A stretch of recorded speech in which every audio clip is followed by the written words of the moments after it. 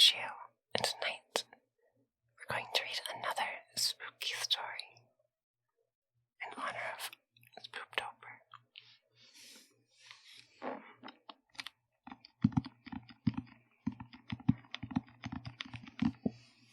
Story from this book here.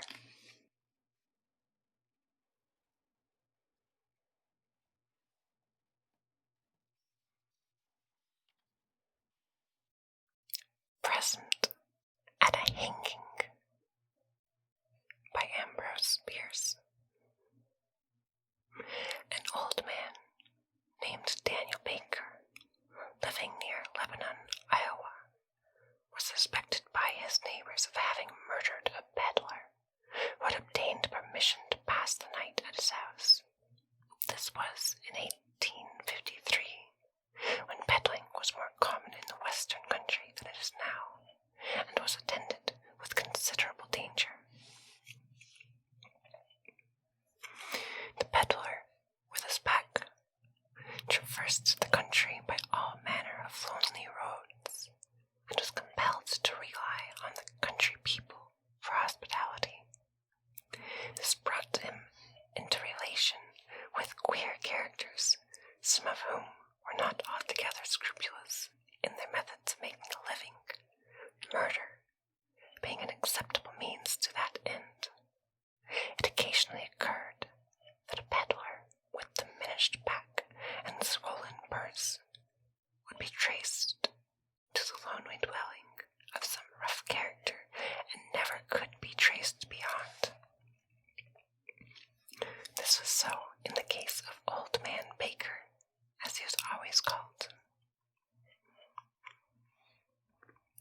Such names are given in the Western settlements only to elderly persons who are not esteemed. To the general disrepute of social unworth is affixed the special reproach of age. A peddler came to his house and none went away.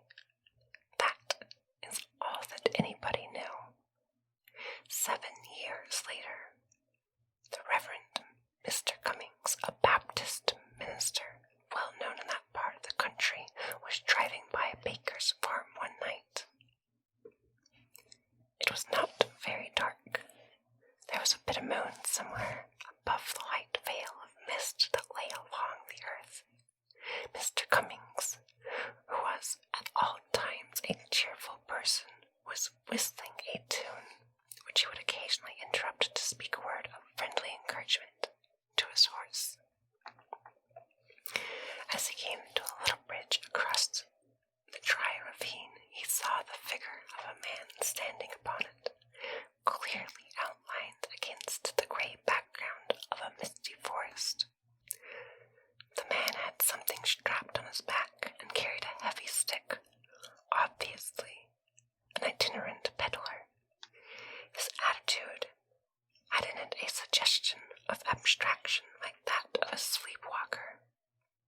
Mr. Cummings reined in his horse when he arrived in front of him, gave him a pleasant salutation, and invited him to a seat in the vehicle. "If you are going my way," he added. The man raised his head, looked him full in the face, but neither answered nor made any further movement. The minister, with good-natured persistence, repeated his invitation. At this, the man threw his right hand forward from his side and pointed it downward as he stood on the extreme edge of the bridge. Mr. Cummings looked past him, over into the ravine, saw nothing unusual, and withdrew his eyes to address the man again. He had disappeared. The horse, which all this time had been uncommonly restless, gave at the same moment a snort of terror and started to run away. Before he had regained control of the animal, the minister was at the crest of the hill 100 yards along. He looked back and saw the figure again, at the same place and in the same attitude as when he had first observed it. Then, for the first time, he was conscious of a sense of the supernatural and drove home as rapidly as his willing horse would go. On arriving at home, he related his adventure to his family, and early the next morning, accompanied by 2 neighbors, John White Corwell and Abner Razor, returned to the spot. They found the body of Old Man Baker hanging by the neck from one of the beams of the bridge immediately beneath the spot where the apparition had stood. A thick coating of dust, slightly dampened by the mist, covered the floor of the bridge, but the only footprints were those of Mr. Cummings' horse. In taking down the body, the men disturbed the loose, friable earth of the slope below it, disclosing human bones already nearly uncovered by the action of water and frost.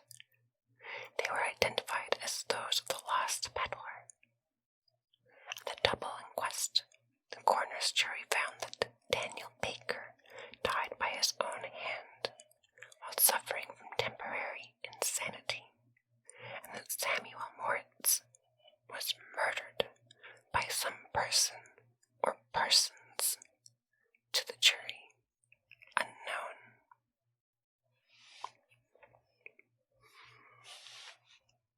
I hope you enjoyed this story, friends. Sweet dreams. Stay curious.